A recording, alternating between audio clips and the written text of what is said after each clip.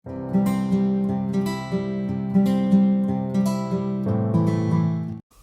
Friends and welcome to my class by Vineet. आज से हम शुरू करने जा रहे हैं real time syllabus of spoken English. जैसे कि मैंने आपको पहले ही बता के रखा है, स्पोकन इंग्लिश में सबसे पहले आपको वोकैबुलरी पढ़नी पड़ती है, लेकिन मैंने ये भी साथ ही साथ बताया था कि एवरेज सभी को 50% ऑफ द वोकैबुलरी नोन होती है। तो हम शुरू करने जा रहे हैं आज से सेंटेंस लर्निंग। आपको सेंटेंसेस, जो मैं बार बार स्ट्रेस करके आपको बताता हूँ कि 60 सेंटेंसेस आपको पढ़ने हैं, तो वो पढ़ने से पहले आपको कुछ सेंटेंस के बेसिक्स पता होने चाहिए, क्योंकि सेंटेंस पढ़ते वक्त हम कुछ फॉर्मूलाज यूज़ करते हैं और उस फॉर्मूलाज में जो भी हम शॉर्ट फॉर्म्स यूज़ करेंगे वो क्या है और वो किस तरीके से अप्लाई करने हैं आपको पढ़ाई करते वक्त, तो वो मैं आपको पहले बेसिक्स बताता हूँ, फिर हम जाएंगे कुछ सेंटेंसेस जो आज मैं आपको पढ़ाने वाला हूँ। So let's begin the today's session. तो जैसे मैंने कहा था, 3 चीज़ें आपको सेंटेंस बनाने में ज़्यादा काम आती है, subject, helping verb and verb. तो इन्हीं को हम देखेंगे, पहले समझने की कोशिश करेंगे, क्योंकि ये फॉर्मूला जैसे दिखता है हमें और 3 चीज़ें अगर नहीं होंगी तो सेंटेंस नहीं बनता। मैंने ये भी आपको पहले ही बताया था। तो ये शॉर्ट फॉर्म्स हैं, तो ये क्या है पहले देखेंगे। Okay, so you can write if you are writing, आप लिख सकते हो शॉर्ट फॉर्म्स यूज्ड। और ये क्या है हमें समझना बहुत ज़रूरी है, क्योंकि हमें आगे 60 सेंटेंसेस जो भी हम पढ़ने वाले हैं वो सारे इन्हीं के ऊपर बेस्ड है। तो देखो, मैंने एस लिखा हुआ है शुरू में। So S stands for subject. Subject मतलब होता है कर्ता, जो कि वर्ब परफॉर्म करेगा और सेंटेंस में इसकी बहुत ज़्यादा ज़रूरत होती है। ठीक है, तो ये सब्जेक्ट हम क्या लेंगे जब भी हम सेंटेंसेस बनाएंगे आगे, तो आप ये लिख के रखिए, आगे आगे आपको समझ में आएगा। सब्जेक्ट के तौर पे हम सब्जेक्ट प्रोनाउंस को यूज करते हैं। तो सब्जेक्ट प्रोनाउंस क्या है? जैसे I, you, we, they, he, she और इट। और मुझे लगता है कि इनका जो मीनिंग है वो सभी को पता होगा। आई मतलब क्या, यू मतलब क्या, वी मतलब क्या, दे, ही, शी और इट। तो आप लिख भी सकते हो इफ यू आर इंटरेस्टेड कि इनका मतलब क्या है, because when you study language, आपको आपकी रेफरेंस लैंग्वेज को यूज करके ही आपको सेंटेंसेस समझने पड़ते हैं, तभी जाके आपका ब्रेन वो चीज़ ग्रास्प कर लेगा, and then when you are speaking you can give out the correct sentence. ठीक है, तो ये इसके मीनिंग्स भी लिखिए। मुझे पता है, आई मतलब मैं, यू तुम, वी हम, दे वह, ही वो, शी वो एज एन फीमेल, और इट का मतलब भी वो होता है। तो ये आप पहले लिख के लीजिए, क्योंकि हम जब भी एस का जिक्र करेंगे, जब भी सब्जेक्ट का जिक्र करेंगे, तब हमें इन्हीं को रिप्रेजेंट करके सेंटेंस बनाना है, आई मीन सभी को। तो ये हो गया सब्जेक्ट का पार्ट। मैं एक एक चीज़ इरेज करूंगा, आपको लगे तो आप रुक के ये चीज़ लिख सकते हो। आगे जाएंगे, दूसरा क्या है देखो सेंटेंस में। ये तो सब्जेक्ट हो गया, फिर है एच वी, हेल्पिंग वर्ब। ये बहुत ज़्यादा इंपॉर्टेंट है, क्योंकि जो मैं 60 डिफरेंट सेंटेंसेस आपको बताऊंगा, वो हेल्पिंग वर्ब को चेंज करने से ही 60 अलग अलग बनते हैं। आपको सब्जेक्ट जो है वो स्टेडी रखना होता है, वर्ब जो है वो भी स्टेडी रखना पड़ता है। मतलब कि एक ही सब्जेक्ट लेके और एक ही वर्ब लेके कितने अलग अलग सेंटेंसेस होते हैं, हमें वो देखना है। ठीक है, तो चेंजेस किस में होंगे? सिर्फ हेल्पिंग वर्ब में।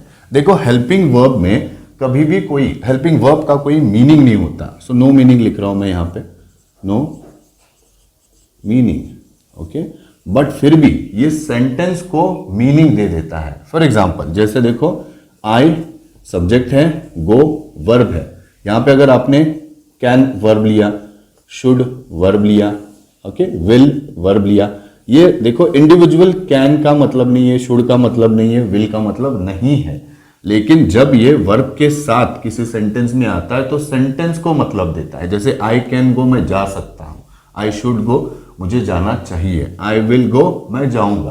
तो ये अलग अलग सेंटेंसेस क्यों बने? क्योंकि मैंने इसमें से हेल्पिंग वर्ब जो है वो चेंज करवाया। ठीक है, तो चलिए, ये तो हो गया आपको no meaning but provides meaning to the sentence. ये भी आप अगर चाहो तो लिख सकते हो। आगे देखेंगे कि वर्ब क्या है। देखो, जो वर्ब होता है बेसिकली इंग्लिश में, ओके, वर्ब जो हम हिंदी में बोलते हैं उसे क्रिया, एक्शन वर्ड्स, और ये भी सेंटेंस को मीनिंगफुल बनाने के लिए बहुत ज़्यादा ज़रूरी है। There are few sentences where the verb is not necessary, but उसमें हेल्पिंग वर्ब जो होता है वो वर्ब के तौर पे काम करता है, तो मैं आपको वो आगे भी बताऊंगा। चलो, जैसे कि ये वर्ब है, वर्ब के होते हैं इंग्लिश में 4 अलग अलग फॉर्म्स, जिसको हम इस तरीके से रिप्रेजेंट करने वाले हैं। अलग अलग टीचर अलग अलग तरीके से रिप्रेजेंटेशन दे सकते हैं। दिस इज V1 वर्ब का फर्स्ट फॉर्म, जो कि हम यहाँ पे एक वर्ब लेंगे। मैं जो नॉर्मली अगर सेंटेंसेस पढ़ाता हूँ तो एक ही वर्ब कोई लेता हूँ, तो जो मैं लेता हूँ वो है right, RIWRITE, right. Okay, verb का सेकेंड फॉर्म इसी का क्या होता है, रोट। ओके, वर्ब का थर्ड फॉर्म होता है रिटन।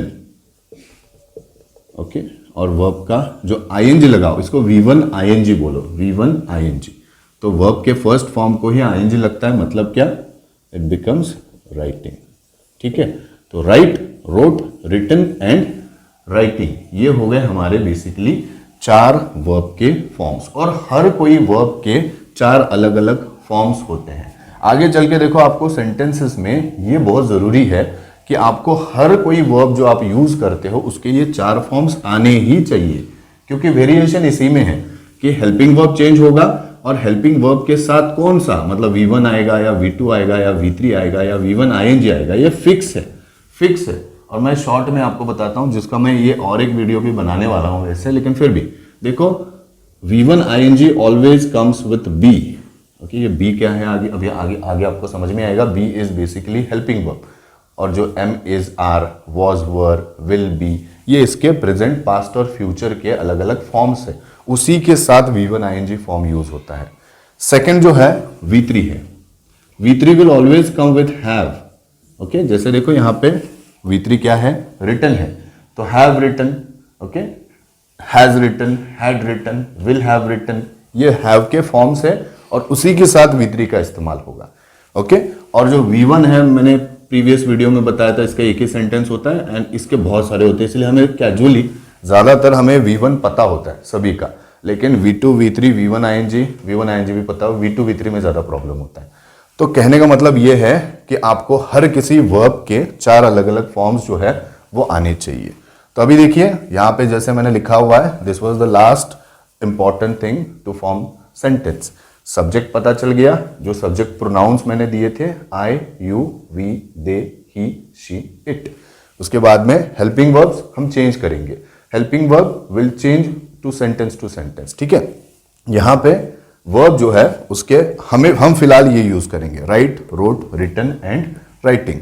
और आपको जो है वो हर एक जो भी वर्ब होगा, आपको अगर अलग अलग सेंटेंसेस बनाने हैं तो आपको ये 4 फॉर्म्स पता होने चाहिए। और वो कैसे लर्न करेंगे, मैं एक अगले वीडियो में या फिर एक नेक्स्ट वीडियो जो भी बनाऊंगा उसमें मैं आपको सिर्फ वर्ब के ऊपर भी बताऊंगा कि कैसे इजीली आप सारे के सारे वर्ब्स के फॉर्म जो है वो लर्न कर सकते हो, क्योंकि वो लिमिटेड है। आपको 2 टाइप सीखने पड़ते हैं और आपका पूरा इंग्लिश का जो भी वर्ब का प्रॉब्लम है वो खत्म हो जाता है। तो आगे बताऊंगा, फिलहाल के लिए हम will go back to the sentences and see कि सेंटेंसेस अभी इस तरीके से कैसे बनेंगे।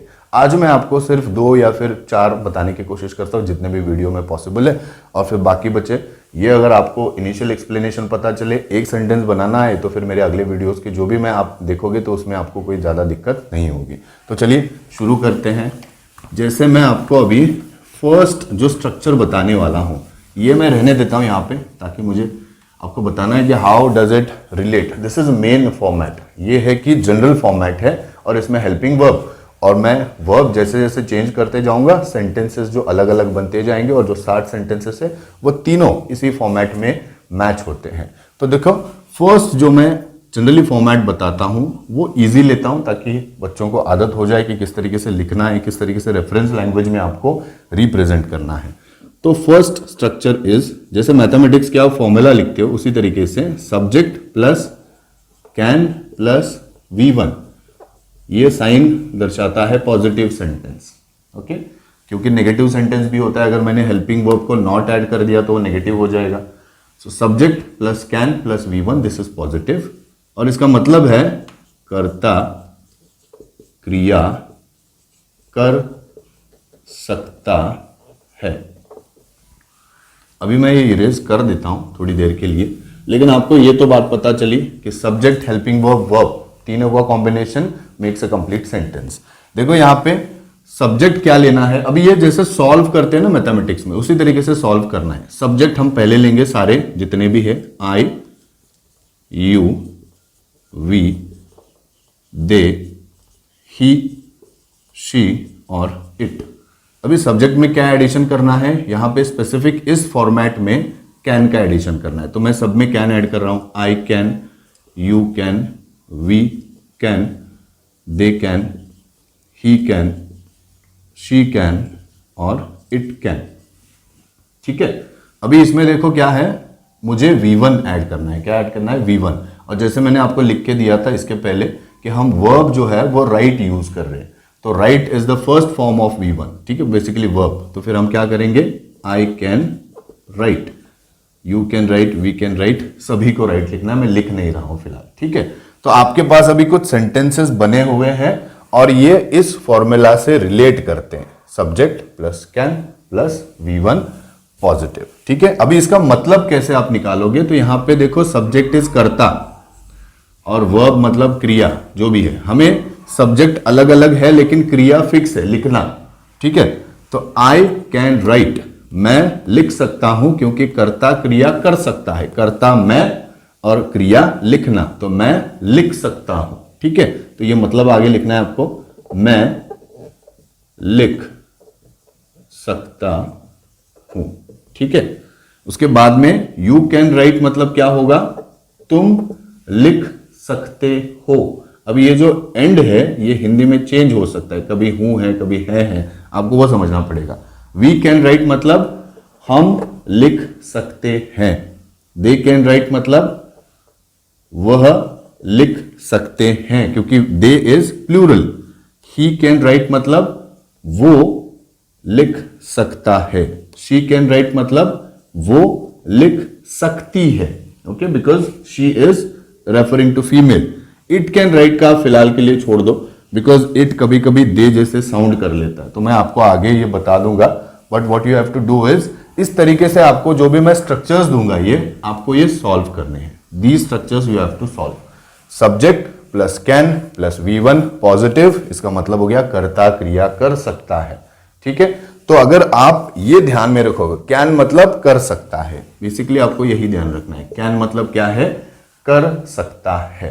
ठीक है, तो ये हो गया positive statement.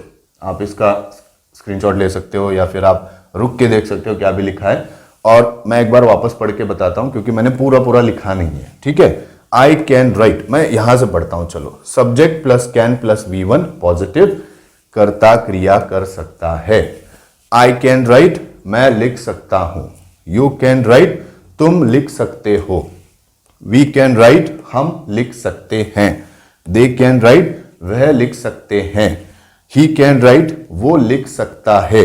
She can write, वो लिख सकती है। It can right dash. फिलहाल के लिए इट को डैश कर दो, जब भी प्रोनाउन का चैप्टर आएगा तब मैं आपको बता दूंगा कि इट जो है वो किस तरीके से आपको रिप्रेजेंट करना है या फिर किस तरीके से उसका मीनिंग जो है वो गिव आउट करना है।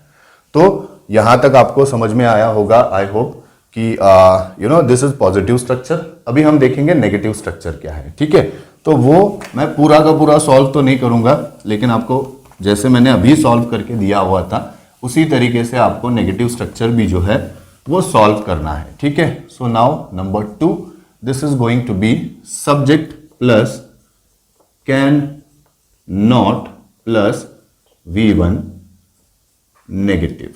ठीक है, ये हो गया नेगेटिव स्ट्रक्चर। मैंने सिर्फ जो पॉजिटिव स्ट्रक्चर था उसमें नॉट एडिशन किया है वर्ब के बाद में। अभी आप इसका जनरल मीनिंग जो है वो आप फिगर आउट कर सकते हो खुद। जब subject plus can plus V1 का मीनिंग था कर्ता क्रिया कर सकता है, तो इसका मतलब क्या होगा, कर्ता क्रिया कर नहीं सकता है या फिर नहीं कर सकता है, आप अलग अलग तरीके से लिख सकते हो। ठीक है, तो मैं एक बार लिख देता हूं यहां पे, कर्ता क्रिया नहीं कर सकता है। ये हो गया इस फॉर्मूला का मीनिंग। तो मैं जो 60 अलग अलग सेंटेंसेस बोलता हूं तो इसी तरीके से आपको पढ़ने हैं, जहां पे आपको पहले क्या आएगा, एक स्ट्रक्चर आएगा जिसमें सब्जेक्ट, उसके बाद में हेल्पिंग वर्ब, और उसके बाद में वर्ब का कोई फॉर्म आइदर V1, V2 या फिर V3 कोई भी आ सकता है। ठीक है, तो यहां पे देखो ये नेगेटिव स्ट्रक्चर है। आपको फिर से जो सब्जेक्ट है सारे के सारे आई से लेके इट तक सारे लिखने हैं। जैसे I, you, we, they, he, she and it सारे लिखने हैं। ठीक है, ये हम सॉल्व भी कर रहे हैं मैथमेटिकल टर्म जैसे। फिर उसके बाद में एडिशन प्लस क्या करने के लिए बोला है, कैन नॉट, तो आई कैन नॉट, यू के नॉट, वी के नॉट, दे के नॉट, ही के नॉट, सबको वही है। ठीक है, मैं लाइन मार रहा हूं लेकिन आप लिखना चाहिए आपको सारा का सारा। जो वर्ब का फर्स्ट फॉर्म हमने देखा है वो क्या है, राइट है। अगर यहां पे वर्ब का सेकेंड फॉर्म आता तो रोट लिखना पड़ता, अगर थर्ड फॉर्म आता तो रिटन लिखना पड़ता, अगर V1 ING है तो राइटिंग लेना पड़ता। क्योंकि आप सेंटेंसेस पढ़ रहे हो, ध्यान में रखो, कभी राइट लिया, कभी रन लिया, कभी टॉक लिया, तो आपको एक आइडिया नहीं आएगा कि सेंटेंसेस में वेरिएशंस क्या है। जो हेल्पिंग वर्ब की वजह से वेरिएशन आते हैं सेंटेंस में, वो आपको नहीं समझ में आएंगे। तो इसीलिए सब्जेक्ट यही फिक्स लेने हैं और वर्ब जो है वो भी वही फिक्स लेना है, राइट, रोट, रिटन, राइटिंग। अगर आप अलग लेना चाहते हो तो एक ही फाइनलाइज करो और उन्हीं को यूज करो। तो मैं तो ज्यादातर राइट लेता हूं, तो आपको भी मैं सजेस्ट करूंगा कि आप राइट का इस्तेमाल करो। राइट मतलब लिखना आसान होता है और सारे फॉर्म सभी को इनिशियल लेवल पे पता होते हैं। ठीक है, तो आई के नॉट, यहां पे के नॉट के बाद में V1, राइट, आई के नॉट राइट। कर्ता क्रिया नहीं कर सकता है, मतलब आई मतलब मैं, लिखना ही है, तो मैं नहीं लिख सकता हूं, मैं नहीं लिख सकता हूं।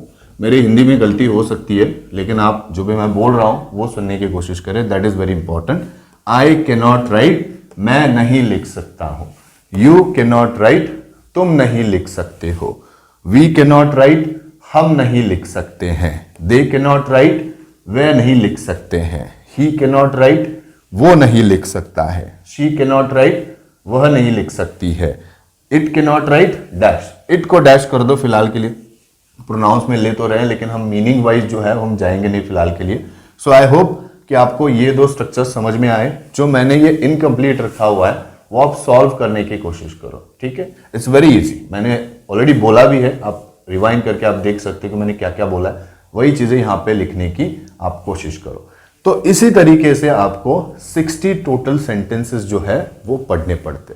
आज का वीडियो ज़्यादा लेंथी हो जाएगा अगर मैंने सारे एक्सप्लेन कर दिए आपको, या फिर और भी एडिशनली दे दिए। मैं 4 एक्सप्लेन करना चाह रहा था लेकिन हो नहीं रहा है मुझसे, okay, because YouTube videos can not be too long, so I will be cutting with the sentences over here only. तो आज के लिए मैंने 2 बताए हैं, अगले जो भी वीडियोज आएंगे उसमें मैं आगे के सेंटेंसेस भी आपके साथ शेयर करूंगा। और ये जो आप सेंटेंसेस लिखोगे इसके साथ करना क्या है, तो आपको पहले तो सारा सेंटेंसेस का कलेक्शन बनाना है, अच्छी तरीके से लिखना है। It's very important to write with the reference language also. कभी कभी ये अभी आपको आसान लग रहा होगा लेकिन कुछ सेंटेंसेस आएंगे जो हैं थोड़े कॉम्प्लिकेटेड या फिर डिफिकल्ट, तो आपको समझने के लिए रिपीटेशन जरूरी है, मैंने बोला था। और रिपीटेशन करने के लिए आप इंग्लिश में और हिंदी में या फिर इंग्लिश में और मराठी में, जो भी आपकी लैंग्वेज है, आपको रिपीटेशन मतलब ना, अभी आपके पास एक फॉर्मेट है, आप बना सकते हो। राइट की जगह आप कोई और वर्ब भी लेके आप बना सकते हो, या फिर ओरली आप प्रैक्टिस कर सकते हो इन सेंटेंसेस की। ठीक है, ये जो कैन का सेंटेंस है मुझे लगता है जनरली सभी को पता होता है, लेकिन एज इनिशियल आपको एक नोन सेंटेंस लिया तो आपको और आसान हो जाता है कि मैं इसी तरीके के और अगर डिफिकल्ट या फिर अननोन सेंटेंसेस भी लेता हूं तो आपको आसानी होती है, क्योंकि आपको पता है कि इसके साथ क्या करना है या फिर किस तरीके से इस सेंटेंस को पढ़ना है, कैसे इसको हैंडल करना है। तो आज के लिए इतना ही। आज जो मैंने 2 सेंटेंसेस बताया, हालांकि एक सेंटेंस पॉजिटिव और नेगेटिव 2 करके मैंने बताया, तो ये दोनों के दोनों सेंटेंस आप लिख लीजिए और पढ़ लीजिए। So thank you very much for today. आज का इस सेशन में यहीं पे ख़त्म करता हूँ, मिलते हैं अगले वीडियो में।